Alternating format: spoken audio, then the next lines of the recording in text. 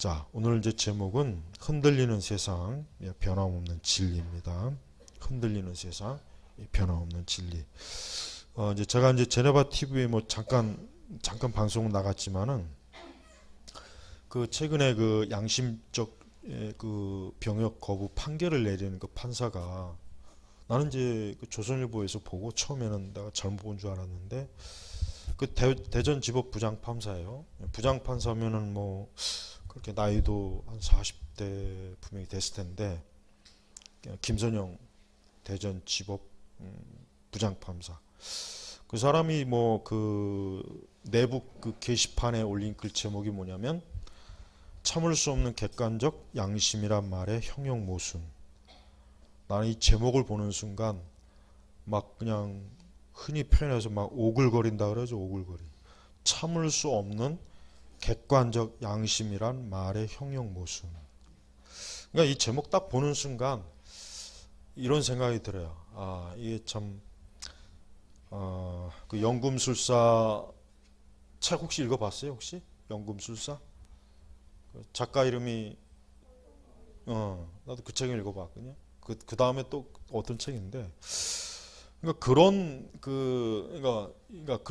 그 책이 굉장히 많은 그 당시 많이 베스트셀러였단 말이에요.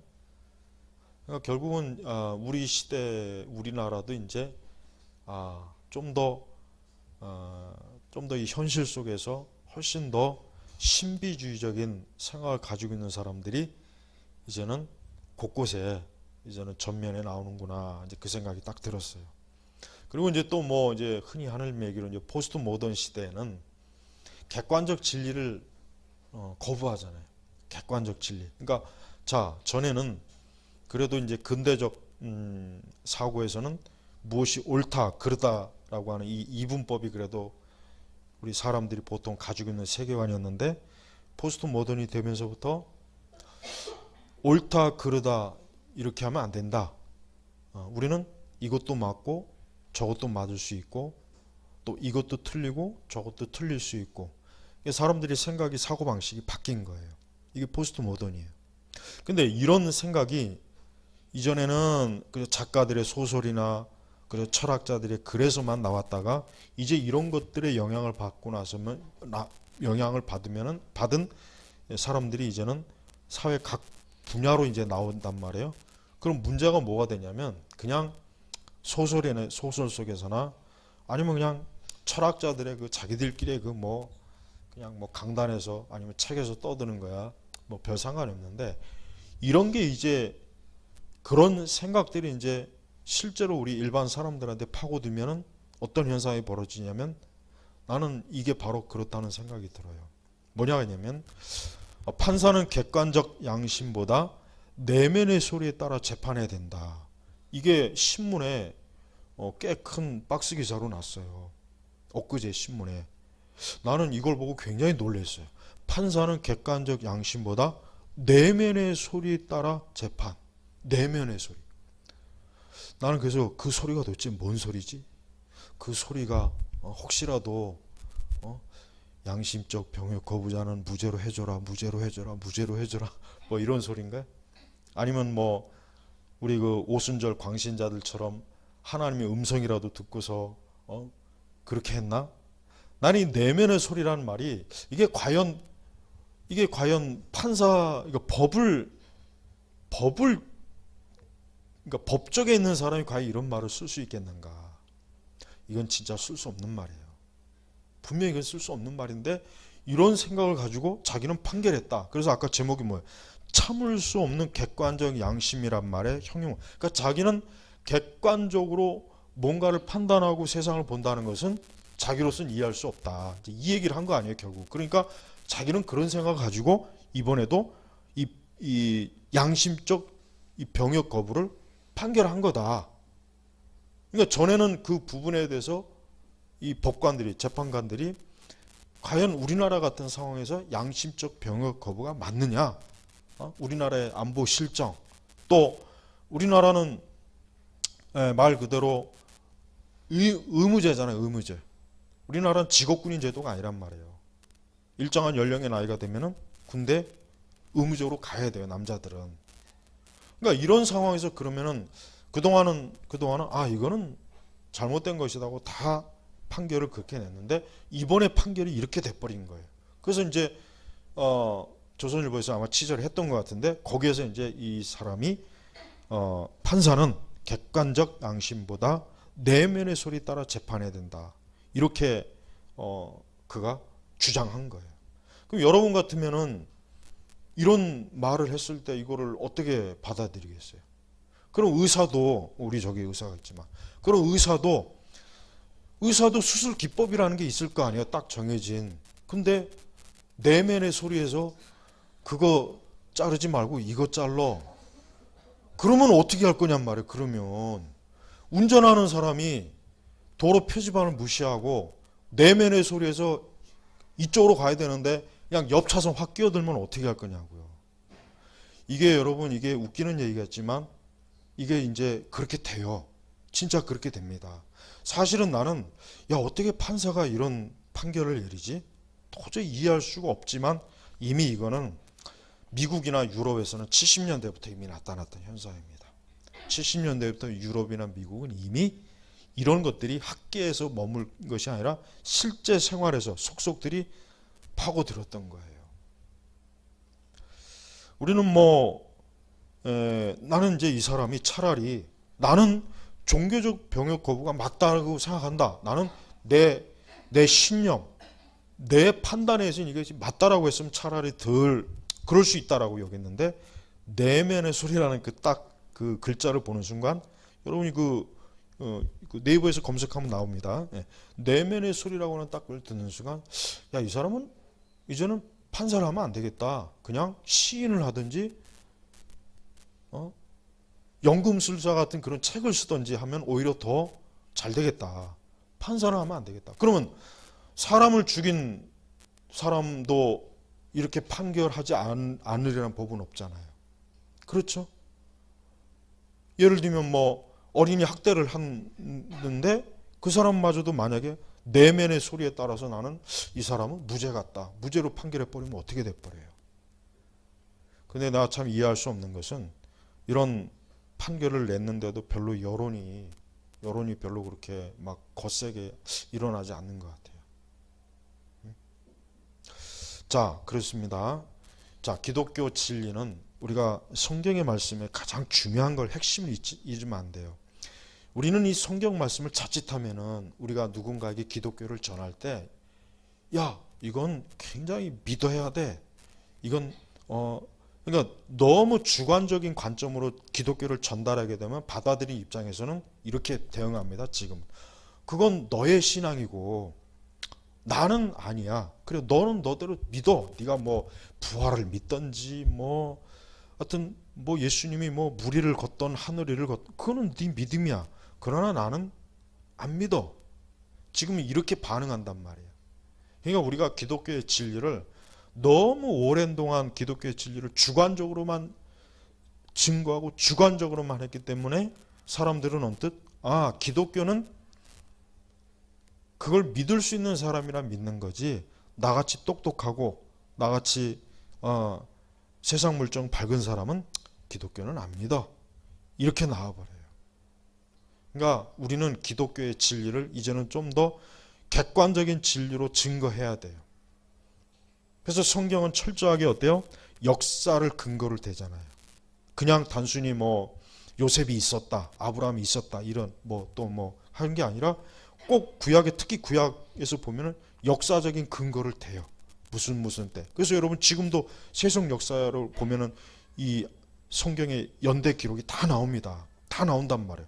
그 얘기는 뭐냐면 성경은 누군가 꾸며낸 거나 전설이나 아니면 누군가 상상하거나 아니면 누군가 내면의 소리를 듣고 끄적끄적거리는 게 아니라 정확하게 언제 어느 때 이 말씀이 기록됐고 이런 사건이 있었다는 것을 성경에서 자체적으로 증거해 주는 거예요. 그 얘기는 뭐냐면 성경은 인간이 내면의 소리로 꾸며낸 게 아니라 진짜 이것은 하나님께서 주신 진리, 말씀이라는 그걸 가르치려고 하는 거예요. 그래서 예수님이 오신 때도 성경에 정확하게 로마 시대 때 언제 어느 때 딱 기록이 돼 있죠. 그러니까 이게 뭡니까? 이게 뭐냐면 우리는 성경의 말씀은 철저하게 객관적인 관점으로 성경의 말씀을 보고 읽을 수 있는 거예요. 혹시 그 리스트로벨의 그 책 있죠? 그 영화도 있더라고. 영화도 그 나왔더라고. 그 책들 꼭 읽어봤어요. 그 사람은 이제 그 신문 기자 출신이라 굉장히 논리적이고 철저하게 자기가 객관적으로 파헤치지 않으면은 자기는 믿을 수 없다, 이런 주의를 갖고 있는 사람이에요. 그렇게 해서 예수님의 부활이 사실인지 진실인지, 예수님이 기적이 이런 거를 자기가 조사하다가 이거는 도저히 부인할 수 없다, 그렇게 해서 그 사람이 예수님 믿게 됐어요. 자기가 그렇게 간증했어요. 자기가, 자기 아내가 먼저 신앙을 가졌는데 자기는 철저하게, 자기 아내도 불가지론자예요. 하나님 믿지 않는 사람인데 어느 날 보니까 신앙을 가지고 있길래 이상하다, 저 여자가 웬일일까. 그러다 이제 자기도 호기심을 가지고 진짜 기독교가 사실인지 아닌지를 엄밀하게 파헤치다가 보니까 자기 그 신문 기자들이 얼마나 합리적이고 얼마나 객관적인 그걸 딱 훈련을 받은 사람이잖아요. 그런 방식으로, 동일한 방식으로 조사를 해보니까 정말 성경은 하나님 말씀이고 예수님은 실제 존재하셨고 그분의 부활도 사실이고, 리스토벌의 책이 바로 그 내용을 얘기하는 거예요. 바로 맞아요. 우리 시대는 더 이상 우리가, 물론 성경은 우리가 양면성이 있죠. 우리는 신앙이 주관적인 것도 필요한 거예요. 이것도 중요합니다. 이걸 또 무시하면 안 돼요. 나는 안 믿는데 너는 믿어라 이러면 할 수 없잖아요. 내가 믿고 또 내가 이거는 객관적인 진리라는 것을 알고 믿는 게 가장 정상이란 말이에요. 근데 우리나라 기독교는 대부분 주관적인 신앙은 강해요. 강하단 말이에요. 심지어 하나님의 음성도 듣고 이것도 보고 저것도 보고 엄청 강한데, 객관적인 면에서는 사람들한테, 불신자들한테 말을 못하니까 세상 사람들은 기독교는 그냥 저 종교에 심취한 사람들만 믿는 거야, 이렇게 대번에 나온단 말이에요. 그러니까 그러지 말고 이제는 우리는 성경이나 기독교 진리를 철저하게 역사적이고 이거는 객관적이고 이거는 사실, 이 관점에서 우리가 진리를 증거해야 되고, 또 우리도 그렇게 믿어야 돼요. 주관적 신앙만 갖고는 안 돼요. 주관적 신앙만 갖고 있으면 흔들립니다. 어떤 위기나 어려움이 오면은 그동안 난 이렇게 믿었는데 왜 이러지? 자꾸 그런 의문이 떠올라요. 그러니까 우리 자신도 객관적인 신앙을 가져야지, 주관적인 신앙만 갖고 있으면은 삶의 위기가 왔을 때 정말 기독교 신앙이 이게 견고한 진리인가, 진짜 하나님 살아 계신가, 진짜 정말 이게 성경이 맞는 말인가, 이런 의심이 자꾸 들어온단 말이에요. 확신을 깨버리더래요. 그러니까 그런 걸 방지하기 위해서 어떻게 해야 돼요? 우리는 성경의 말씀이 철저하게 객관적인 진리라는 것을 우리 자신도 믿고 우리가 다른 사람에게도 그렇게 말해줄 수 있는 거예요. 말해줄 수 있어야 되는 거예요. 그러니까 우리 스스로도 하나님의 말씀대로 이 말씀 좋은 말씀이지, 그런데 어떻게 말씀대로 세상을 살아, 그렇게 살다가는 어떻게 살겠어, 이건 벌써 우리 자신이 신앙이 어떻게 된 거야? 신앙이 없는 거예요. 아까 이 사람하고 똑같은 거예요. 그러니까 우리는 신앙을, 우리의 믿음, 이 성경의 말씀을 객관적인 진리로 올바로 믿고 받아들이고, 그러면서 또 주관적 신앙도 있어야 되고, 또 세상에 증거할 때는 철저하게 객관적인 진리의 말씀으로 일단은 그렇게 전달을 해줘야 그 입장에서 그래? 이게 그러면 진짜 역사적으로 사실이란 말이야? 이게 그래? 자, 예수님이 진짜 계시냐 안 계시냐라고 하는 건, 그거는 요세푸스나 로마의 그 역사가들의 그 기록만 봐도 예수라고 한 사람이 실제로 있었다는 거 딱 세속 역사에 그대로 나옵니다. 그러니까 예수님에 대해서 여기 성경에 보니까 예수님, 그건 성경에 있는 얘기고, 이렇게 나올 때는 이거 로마 역사가가 예수님이 실제 했다는 거 기록이 있어. 이건 세속 역사가도 부인할 수 없는 기록이야. 이렇게 해주는 거예요. 물론 그렇게 해도 안 믿어요. 그렇게 해도 이건 영적인 것이기 때문에, 근본적으로 성령께서 역사하시는 거기 때문에 우리가 아무리 사실 들이밀어도 안 믿습니다. 그러나 그렇게 해도 어쨌든 우리는 하나님의 진리를 객관적으로 증거할 수 있는 그런 노력이 필요합니다. 그래야 적어도 우리가 세상에서 기독교는 기독교는 그냥 기독교에 심취한 사람들이 그저 꾸며낸 환상, 전설, 그렇게 함부로 비판을 못해요. 자, 그래서 우리가 이제 아까 참 이런 이제 그러면은 내면의 소리에 따라 재판을 한다면 지금 이거는 재판받는 입장에 따라서는 굉장히 이게 난감한 거예요. 이게 어려움에 처해 있어요. 그러니까 이 내면의 소리가 좋은 소리면 상관없는데 이게 잘못된 소리면 어떻게 되겠냐. 이런 일이 벌어지는 거예요. 이런 일이. 나는 그래서 그 내면의 소리가 종교적 양심적 병역 거부는 잘못된 거라고 좀 내면의 소리가 좀 얘기해 줬으면 얼마나 좋았을까. 그러면 이 판결이 이게 이렇게 안 났을 텐데. 이런 생각이 드는 거예요. 그리고 우리는 이런 객관적인 양심, 결국은 어떤 객관적인 사실, 어떤 객관적인 어떤 이런 것들을 철저하게 조사하고 이런 것들을 비교하고 대조하고 분석해서 판결을 내야 되는데 이 사람은 그것이 아니라 내면에 따라서 그러니까 자기가 아마 그 양심적 병을 거부한 사람을 가만히 보니까 뭔가 저 사람들은 신념이 있어 보였든지 저 사람 진짜 양심이 있어서 저렇게 하는가 보다. 뭔가 그런 느낌이 더 왔겠죠. 더 왔으니까 뭐 이 판결을 이렇게 내렸을 거 아니겠어요?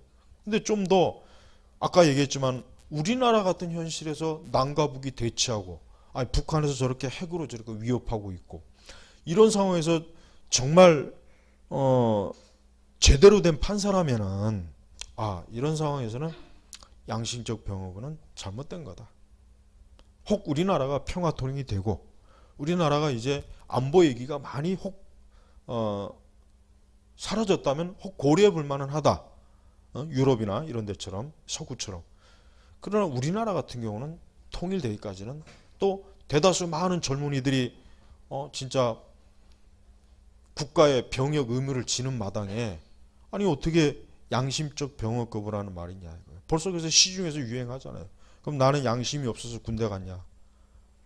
나는 양심이 없어서 지금 군대에서 현역 복무하고 있냐? 그러면 지금 현역 복무하는 사람들이 만약에 그러면 그 사람들이 만약에 지금 현역 군인들이 나도 생각해 보니까 양심이 회복된 것 같다. 내가 양심이 없어서 지금 입대를 했는데 갑자기 군생활 하다 보니까 양심이 회복돼서 나도 병역 면제해달라. 이렇게 소송을 걸면 어떻게 할 거예요, 그러면? 진짜 그렇게 안 하려는 법이 있어요? 그렇게 할 수도 있어요. 그러면 어떻게 할 거냐고, 그러면. 그게 한두 명이 아니고 막 엄청나게 많은 인들이 그러면 어떻게 됩니까? 그래서 우리가 이 세상을 살아가는데 우리 시대는 가면 갈수록 사람들이 자신의 인생을 살아갈 때 내면의 소리를 들어요. 내면의 소리. 내면의 소리. 그러니까 내면의 소리를 들으면 안 돼요. 이게 사실인지 아닌지, 이게 옳은 건지 그런 건지, 이게 좋은 건지 나쁜 건지, 이게 진짜 내 인생에 정말 유익한 건지 아닌지 뭔가 이렇게 따져봐야지 그냥 한순간에 그 휘를 받거나 어떤 한순간에 막 괜히 달달한 기분에 뭔가 취하거나 뭔가 분위기에 푹 빠져서 뭔가 그냥 뭔가 이상야릇한 뭔가의 딱 몽환에 취해가지고 선택했다. 그럼 인생이 그냥 끝나는 거예요, 그게. 그래서 젊은 청년들이야 그런 멋도 좀 있어야겠죠. 젊은 청년들이 에너지처럼 현실만 따지면 그것도 좀 그렇긴 하겠지만은 그렇지만 그것도 어느 정도야지 자기 인생을 파괴할 정도까지 그러면 안 되는 거예요. 그러니까 우리 그리스도인들은 특별히 중요한 것은 우리는 아무리 시대가 바뀌고 세상이 흔들려도 이 성경의 말씀은 변함없는 진리이기 때문에 반드시 이 말씀대로 우리가 살아야 된다는 것이 확실해야 돼요. 근데 안타깝지만 오늘 우리 시대 많은 그리스도인들도 내면의 소리에 따라 살고 있어요. 내면의 소리에 따라 신앙생활합니다. 저는 이걸 너무 안타깝게 여겨요. 그래서 교회에서도 객관적인 진리, 뭡니까? 교리, 객관적인 교리와 신학을 강조하면 사람들이 싫어하지 않습니까? 그걸 싫어하죠. 그게 뭐가 중요해? 그냥 내 느낌, 심지어는 하나님이 오늘 나에게 이렇게 말씀하셨어. 하나님이 어젯밤에 나에게 이렇게 말씀하셨어. 하나님이 나에게 이런 느낌을 주셨어. 내가 이런 체험을 했어. 이렇게 들고 나온단 말이에요. 그런 사람들 앞에서 성경은 그게 아니라고 해봐야 이게 안 먹혀야 시대가 돼버렸어요. 정말 그래요, 정말. 그러니까 이게 아까 얘기했지만 벌써 이 교회라고 하는 종교라고 하는 영역에서도 이런 내면의 소리에 따라서 자신의 인생을 사람들이 점점 많아져요. 그래서 제발 많은 세속적인 우리 사람들, 많은 세속에 빠져 있는 사람들은 뭔가 좀 더 자신의 인생과 삶을, 여러분 옛날 19세기나 18세기 사람들의 글을 읽어보면은 그 당시에 그 20대나 30대 이런 글들을 읽어보면은 굉장히 현실적이에요. 우리 시대보다 훨씬 더 현실적이에요. 예. 그 당시 문학 작품 읽어봐도 그렇고 그 당시 글 읽어봐도 그래요. 그만큼 그 시대는 이런 내면의 소리가 아니라 객관적인 진리, 객관적인 합리성, 판단력, 분석, 이걸 중요시 여기면서 살았는데 이제 20세기에는 이제 이것이 아니라 내면의 소리, 내면의 소리에 따라서 그 소리가 어디서 나오는지 모르겠어요. 하늘 위에서 나올지, 화장실에서 들려올지, 길 가다가 뭐 뒤통수에서 들려올지. 그러니까 그런 내면의 소리에 이렇게 자신의 인생을 맡기기에는 우리의 삶은 굉장히 중요한 거예요. 굉장히 중요한 거예요. 그래서 제발 여러분 신앙을 가진다는 의미는 뭐냐면 객관적인 사실은 계시를 믿고 거기에 따르는 거예요. 여러분 사실 많은 사람들이 이런 주장을 하잖아요. 뭐 동성애도 동성애는 그거는 로마 시대 때 그 시대 때의 문제고 지금은 아니다. 이렇게 많이 얘기합니다. 그러니까 성경에서 하나님의 계명조차도 많은 사람들이 그건 그때 얘기죠. 그건 그 시대, 그때. 그건 그때 얘기고 지금은 시대가 달라졌잖아요. 세상이 달라졌잖아요. 이렇게 많이 합리화시켜요. 은연중에 합리화를 많이 합니다. 그러다 보니까 결국은 어때요? 성경의 진리를 다 무너뜨리고 이 주관적 판단과 기준으로 말씀을 무너뜨리는 거예요. 말씀을. 근데 이것이 우리에게도 혹시 있지 않을까? 여러분 한번 생각해 보세요. 나에게는 그런 게 있지 않을까? 사실 우리에게도 이런 요소가 많이 있어요. 없지는 않아요. 있을 것 같아요. 있고 우리도 알지 못하는 사이에 이런 뭐 포스트 모던의 이런 어떤 객관적인 진리가 없다. 각자 다 자기가 해석해라. 해체주의라 그러죠. 그걸 해체. 모든 걸 해체하자. 그래서 각자 다 자기가 원하는 걸 보고 자기가 원하는 세계를 봐라. 그게 진리다. 이렇게 돼버린 거예요. 요즘 아주 그 영화 중에 그 보헤미안 랩소디 그 영화가 요즘 막 떠요. 나는 그 영화를 몇 주 전에 신문에서 이제 한국에서 이제 개봉된다고 해서 봤는데 요즘 그 영화가 굉장히 막 우리 내 세대 특히 내 세대 그냥 80년대 그때는 락을 안 들으면은 남자들은 남자 취급을 못 받았어요. 그때는 이런 거 지금 같은 이런 케이팝도 없었지만 그때는 막 그냥 락을 들어야 돼요. 락. 머리 막 길고 흔들어대고 헤드뱅뱅하고 막 그런 락을 들어야 이게 남자다운 인생이다 해가지고. 근데 그 가수가 가수 이름이 잘 기억이 안 나네. 뭐죠? 응? 프레드 머큐리. 나는 몰랐는데 내가 보니까 그 사람의 종교가 조로아스터교더라고. 조로아스터교, 배화교, 불을 숭배하는. 근데 결국은 프레드 머큐리가 어떻게 죽었어요? 동성애자로 죽었잖아요. 동성애로 죽었어요. 그래가지고 그의 마지막 앨범을 보면은 아주 그냥 피골이 상접했어요. 얼굴이 백지장까지 하얗고. 결국은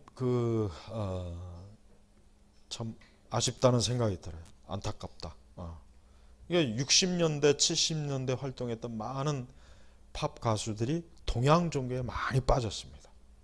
동양 종교에 많이 빠져갖고 굉장히 그 자신의 인생의 삶의 마지막은 굉장히 허무주의로 많이 빠졌어요. 허무하고 뭔가 답이 없고 끝이 없고. 그래서 대부분의 인생들이 좀 동성애로 많이 죽었어요. 동성애자로 많이 죽고 마약으로 많이 죽고 자살 많이 했죠. 그러니까 그 사람들이 공통점이 뭐냐면 인생에 뭔가 답이 없다. 답이 없다. 이거 답이 없다. 뭔가 기준이 없다. 그리고 그 시대는 기독교라고 하는 종교를 아주 옛날 고리타분한 전설의 고향, 서구 세계가 그렇게 취급한 시기거든요. 그러니까 기독교 말고 다른 종교, 그래서 대표적으로 힌두교, 특히 힌두교 아니면 티베트 불교 이런 거에 많이 심취했어요. 그런 그 서구의 그 어떤 그 예술가들이, 그런 연예인들이. 근데 그들의 삶의 그 마무리를 보면은 많이 비참해요. 비참하고 안타깝고.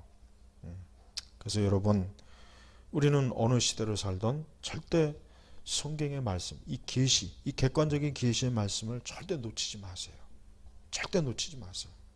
어떤 경우라도 말씀이 사실이고 세상은 거짓이에요. 이 세상은 진짜 이 세상은 하나님 말씀에 비추어 보면 환상입니다. 거짓입니다. 틀려요. 100% 틀리게 돼 있어요. 오직 말씀만이 막고 있는 거예요.